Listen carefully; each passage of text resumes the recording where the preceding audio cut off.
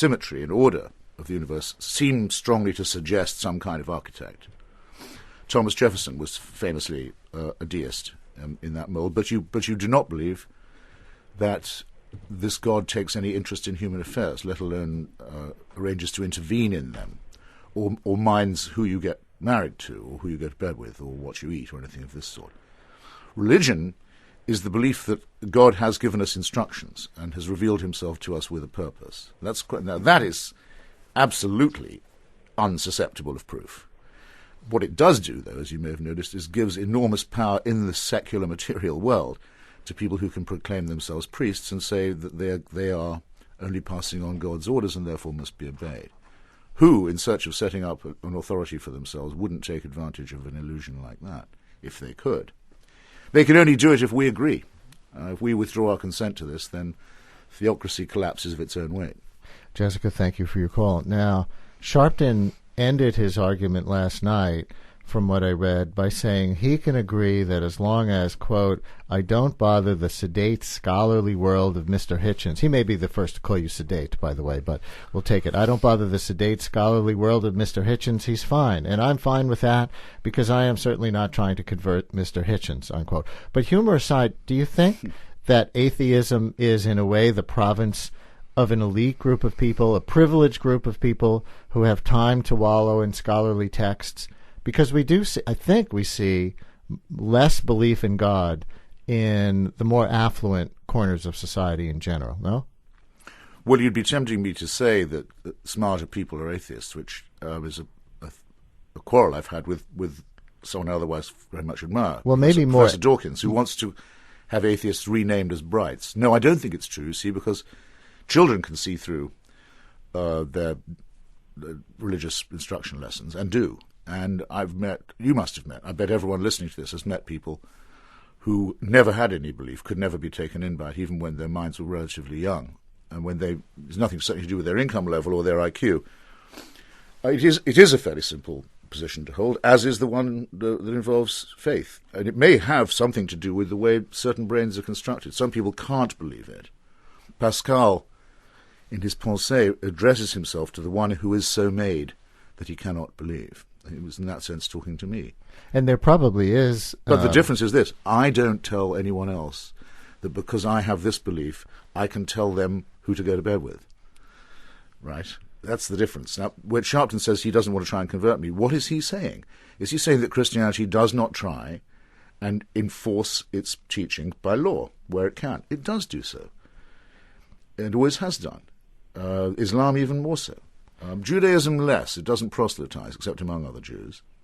But where it does, and among other Jews, it says it's very, very, very, very strict. These are things you may not do, and God says you might not to. This is not just a difference of opinion, therefore. We've had a Christian calling in. We've had a Muslim calling in. Now we have a Hindu calling in for Christopher Hitchens. Kumar in Queens. You're on WNYC. Hi, Kumar. Hi, good morning.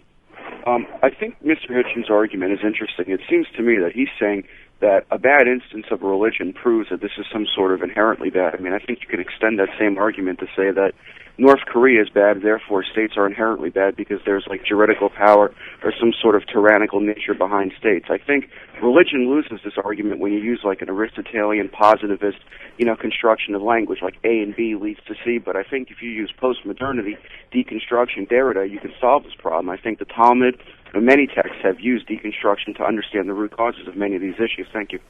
Thank you. It's the first time I've heard the Talmud and Derrida mentioned in the same breath, but go ahead. Indeed. Well, I'm not sure I followed the whole of that, but I certainly saw there was a slight flaw in the beginning of it.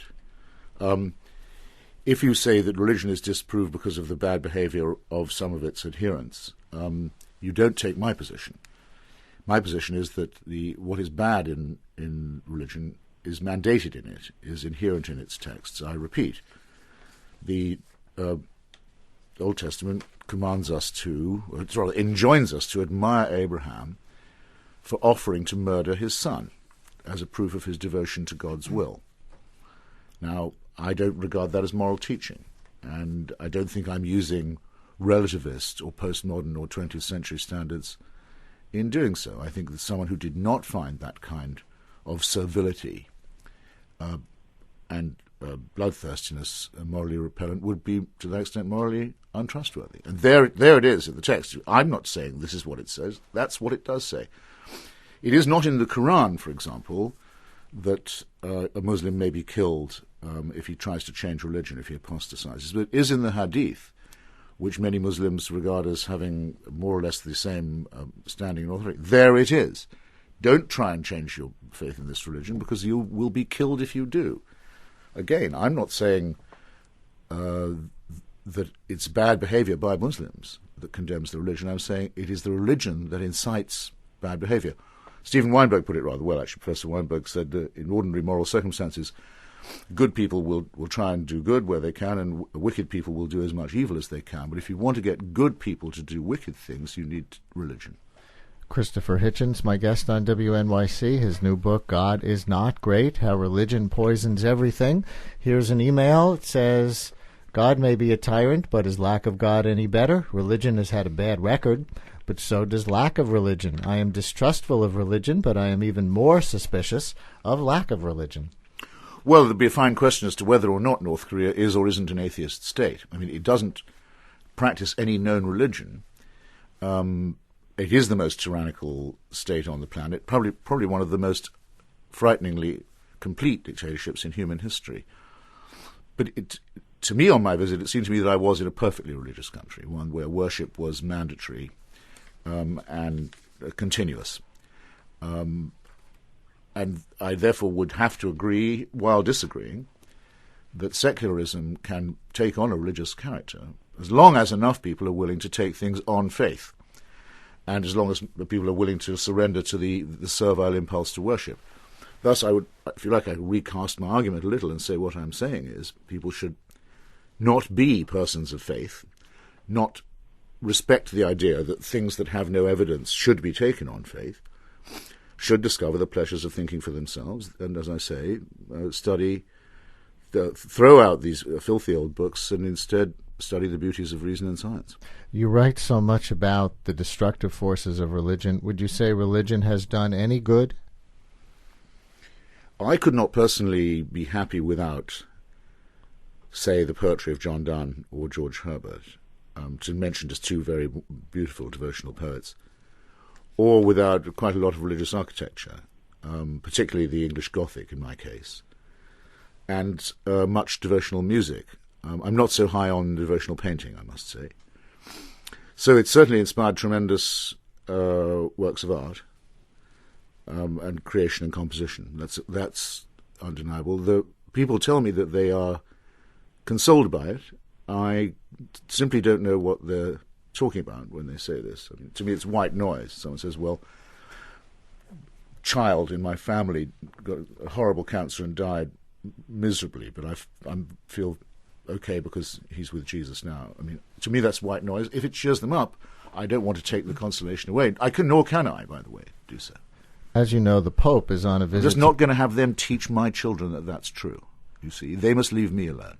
Your father, would you be upset if a child of yours turned out religious? Has a child of yours turned out religious? You don't have to disclose. Not so far, no. No, they haven't. I mean, I teach them what little they know of religion, and I don't tell them what I think. They probably know by now. You teach them kind of academic comparative religion without the schools, offering this opinion? The schools where I live in Washington, I think in many places too, they're so gun-shy about this whole subject now that they don't teach it properly at all.